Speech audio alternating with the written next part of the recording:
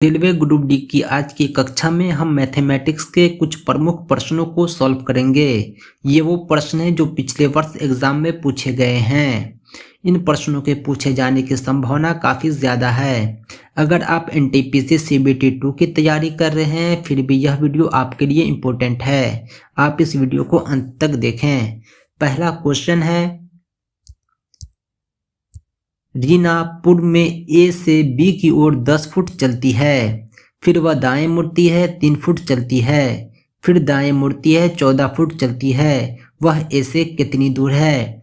इस प्रकार के प्रश्नों को सॉल्व करने के लिए आपको डायरेक्शन का पता होना काफ़ी ज़रूरी है। सबसे पहले आप डायरेक्शन लिख लेंगे। नॉर्थ ऊपर की जानिब, नीचे जो होगा साउथ होगा।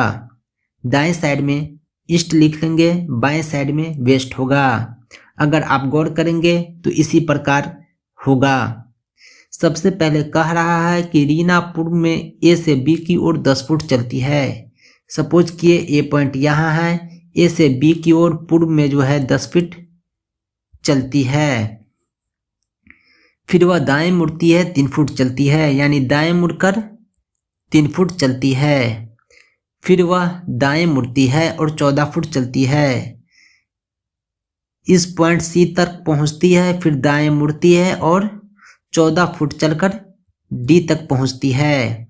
कहा जा रहा है कि वह ए से कितनी दूर है। हम यहाँ से इसको मिलाते हैं। यहाँ पे एक पॉइंट सपोज कीजिए ओ बना, तो ए ओ की लंबाई कितनी हो गई? जब बी सी 3 है तो ए ओ भी 3 होगा। और डी ओ की लंबाई कितनी हुई? जब ए बी 10 है तो ओ सी 10 होगा, यानी डी ओ की लंबाई 4 फीट है। क्वेश्चन में ए डी की लंबाई पूछ रहा है, यानी वह ए से कितनी दूर है। ये हो गया परपेंडिकुलर, ये हो गया बेस, ये हुआ हाइपोथेनस। एच स्क्वायर बराबर है P square plus B square. अगर आप इस फार्मूले पर 3 और 4 का वैल्यू पुट करेंगे तो एच स्क्वायर बराबर 25 प्राप्त होता है, यानी एच का वैल्यू 5 प्राप्त होता है, यानी वह ए से 5 फुट की दूरी पर है।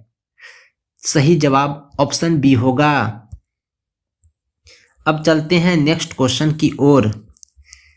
हमारा जो नेक्स्ट क्वेश्चन है वो भी इसी प्रकार का है। इसमें पूछा जा रहा है कि एक बच्चा पूर्व में 90 मीटर चलते हुए अपने पिताजी की तलाश करता है, फिर वह दाएं मुड़कर 20 मीटर चलता है। इसके बाद वह दाएं मुड़ता है और 30 मीटर चलता है। उसके बाद अपने चाचा के घर पहुंचता है। उसके पिताजी वहां नहीं थे। वह वहां से उत्तर की ओर 100 मीटर बढ़ता है और अपने पिताजी से मिलता है। शुरुआती स्थान से वह कितने दूर है? हमने डायरेक्शन को लिख लिया, नॉर्थ साउथ ईस्ट वेस्ट। एक बच्चा पूर्व की ओर 90 मीटर चलता है, ईस्ट की ओर 90 मीटर चलता है अपने पिताजी की तलाश में। फिर वह दाएं मुड़ता है और 20 मीटर चलता है। उसके बाद वह दाएं मुड़ता है और 30 मीटर चलता है। उसके पिताजी वहां नहीं थे। फिर वह उत्तर की ओर मुड़कर 100 मीटर चलता है, यानी उत्तर की ओर मुड़ता है और 100 मीटर चलता है। पूछा जा रहा है कि अपने शुरुआती स्थान से वह कितना दूर है, यानी यह डिस्टेंस पूछ रहा है। जब यह डिस्टेंस 20 है तो यह डिस्टेंस भी 20 होगा। यह डिस्टेंस जब 20 हो जाएगा तो यह डिस्टेंस कितना हो गया? 80। जब यह डिस्टेंस 30 है तो यह डिस्टेंस भी 30 होगा। तो बाकी यह डिस्टेंस कितना हो गया? 60। 30 60 90, यानी हमें बेस का वैल्यू 60 और हाइपोथेनस परपेंडिकुलर 80 पता है। तो अब हम हाइपोथेनस एच स्क्वायर बराबर निकाल सकते हैं। मैं आपको निकाल कर दिखाता हूं।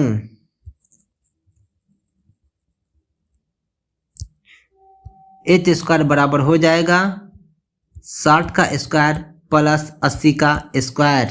60 का स्क्वायर प्लस 80 का स्क्वायर बराबर हो जाएगा 3600 प्लस 88 6400, यानी 100 पे 00। इसका आंसर जो हो जाएगा वो h बराबर हो जाएगा √100 पे 00, यानी 100 मीटर। सही आंसर जो हो जाएगा वो ऑप्शन बी हो जाएगा। उम्मीद करता हूं कि यह क्वेश्चन भी आपको समझ में आ गया होगा। अब हम चलते हैं नेक्स्ट क्वेश्चन की ओर। अगला सवाल है, दो वास्तविक संख्या का अंतर 7 है। दो वास्तविक संख्या का अंतर जो है 7 है। उसके आगे है, यदि इनके वर्गों का अंतर 210 है। इनके वर्ग का अंतर 210 है। इनके वर्ग का अंतर यदि 210 है तो वास्तविक संख्या का योग कितना हो जाएगा? ए स्क्वायर माइनस बी स्क्वायर बराबर होता है ए प्लस बी, ए माइनस बी बराबर कितना है? 210 है। ए प्लस बी का वैल्यू हमें फाइंड करना है और ए माइनस बी का वैल्यू दिया हुआ है। ए प्लस बी का वैल्यू हो जाएगा 210 बट्टा ए माइनस बी का वैल्यू 7, यानी ए प्लस बी इक्वल टू हमें प्राप्त होता है ए प्लस बी इक्वल टू 7 या 21, 7 या 21 पे 10, यानी 30 प्राप्त होता है। सही जवाब हो जाएगा ऑप्शन ए।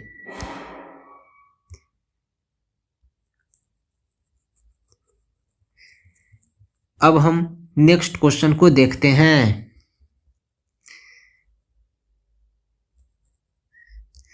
नेक्स्ट क्वेश्चन है, एक जमीन को 18,700 रुपये में बेचने पर 15% की हानि होती है। इसे कितने पर बेचा जाए कि 15% का लाभ हो?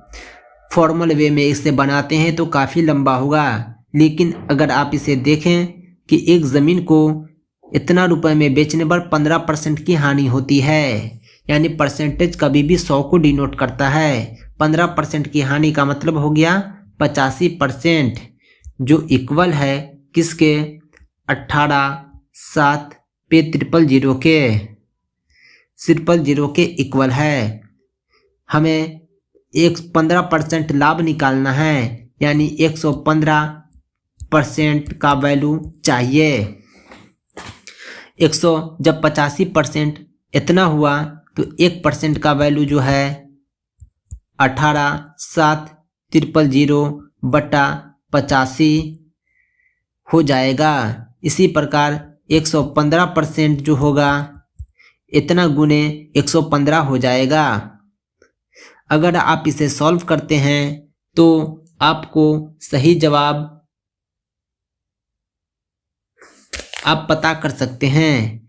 इसका सही जवाब हो जाएगा 85,300। आप इसे सॉल्व करके देख लेना। सॉल्व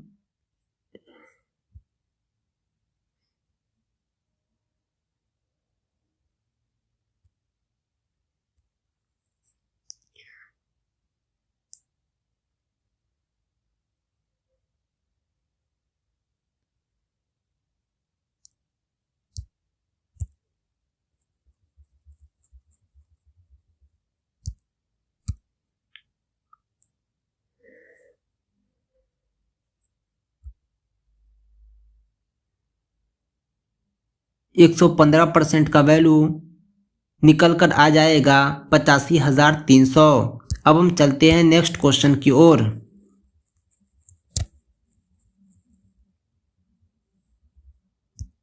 अगला सवाल है, यदि x बट्टा √128 x बट्टा √128 इक्वल टू √162 बट्टा x, तो समीकरण में x का वैल्यू पता करना है। x का वैल्यू कितना हो जाएगा। इस सवाल को सॉल्व करने के लिए हम क्रॉस मल्टीप्लाई करते हैं। एक्स स्क्वायर बराबर हो जाएगा अंडर रूट 128 गुने 162। अंडर रूट 128 गुने 162 को अगर आप सॉल्व करेंगे तो 128 का वैल्यू हो जाता है 2 पे पावर 7 और 162 का वैल्यू हो जाता है 81 गुने 2 और अंडर रूट अपनी जगह है। आगे हम सॉल्व करते हैं। अंडर रूट हटाने के लिए 2 पे पावर 7 को हम 2 पे पावर 6 समझें और एक 2 को यहाँ ले आएं, यानी यहाँ पे टोटल कितना 2 हुआ, 8 2 हुआ, तो इसमें हमको 4 2 ले लेना है। 9 कितना है, 2 है, तो हमें एक 9 ले लेना है। आगे हम सॉल्व करते हैं। x बराबर हो जाएगा 2 पे पावर 4 यानी 16 गुने 9। x बराबर हो जाएगा 144। आंसर जो निकल कर आता है x का वैल्यू 144 निकल कर आता है। सही जवाब हो जाएगा ऑप्शन सी। नेक्स्ट क्वेश्चन है, यदि a का वैल्यू 0.1039 है तो under root 4a square minus 4a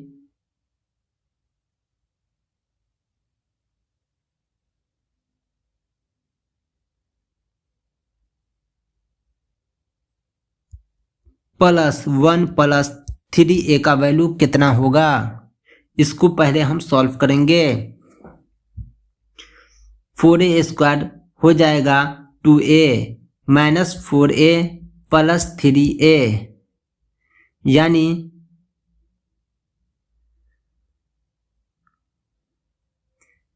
a plus 1। a का वैल्यू दिया हुआ है, इसमें हम 1 जोड़ देंगे। 1 जो है 0 में जुटेगा 1 और बाकी अपनी जगह रहेगा। सही आंसर निकल कर आ जाता है। अगला क्वेश्चन है जो हमारा लास्ट क्वेश्चन है, एक व्यक्ति की वर्तमान उम्र उसके माता की उम्र का 2/5वां भाग है। 8 वर्ष बाद उसकी उम्र उसके माता की उम्र की आधी होगी। उसकी माता की वर्तमान उम्र क्या है। माता की वर्तमान उम्र पूछ रहा है, हम उसे x मान लेंगे। मान लीजिए कि माता जो है x है, तो पुत्र की उम्र कितनी हो जाएगी, 2/5वां भाग, 2/5 हो जाएगा x का। क्वेश्चन क्या कह रहा है, 8 वर्ष बाद उसके माता की उम्र उसकी आधी हो जाएगी, यानी पुत्र की उम्र जो होगी 8 वर्ष बाद आधी हो जाएगी। 2/5 प्लस x, 2/5x में 8 हम जोड़ देंगे, यानी 8 वर्ष बाद ये बेटे की उम्र जो है आधी हो जाएगी, तो हम इसे 2 से गुना कर देते हैं। किसके, माता की उम्र के। माता की उम्र 8 वर्ष बाद क्या होगा, x प्लस 8 हो जाएगा। इस समीकरण को हम सॉल्व करेंगे, x का वैल्यू जो आएगा वो माता का उम्र हो जाएगा। इस समीकरण को आइए हम सॉल्व करते हैं। 2 से हम पहले मल्टीप्लाई कर देते हैं। 2 से मल्टीप्लाई करने के बाद 4x/5 जोड़ 16 इक्वल टू x प्लस 8 हो जाएगा। 4x plus 80/5 equal to x प्लस 8 हो जाएगा। इसके आगे हम इस समीकरण को सॉल्व करते हैं।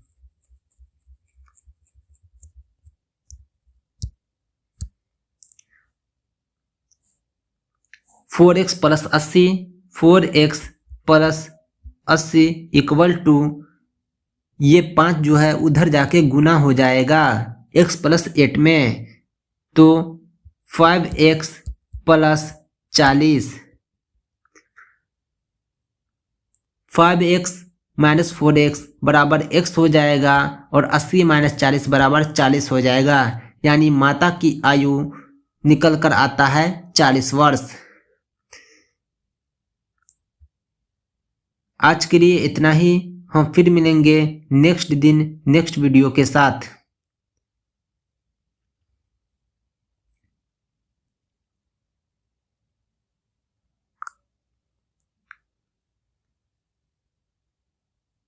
अगला सवाल है, एक तौलिए को ब्लीच करने पर उसकी लंबाई 20% और चौड़ाई 10% कम हो जाती है। घटे परिमाण का क्षेत्रफल प्रतिशत में बताएं। इसका जो फॉर्मूला होता है वो लंबाई प्लस चौड़ाई माइनस लंबाई गुने चौड़ाई बट्टा 100 होता है। 20 प्लस 10 माइनस 20 गुने 10 बट्टा 100, क्योंकि पहला जो है पॉजिटिव है, दूसरा जो है निगेटिव है, इसलिए माइनस का यूज किए हैं। 20 10 30 माइनस कट जाएगा 2, यानी 28% सही आंसर हो जाएगा, ऑप्शन डी। आज के लिए इतना ही, हम फिर मिलेंगे अगले दिन अगले सब्जेक्ट के साथ। धन्यवाद।